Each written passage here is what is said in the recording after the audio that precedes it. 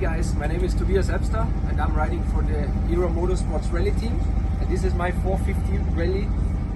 We got all of the horsepowers, and basically the most important thing is the navigation tower, so I know where I have to go during the stages when we are out there in the desert for like 6 to 10 hours every day for 14 days straight.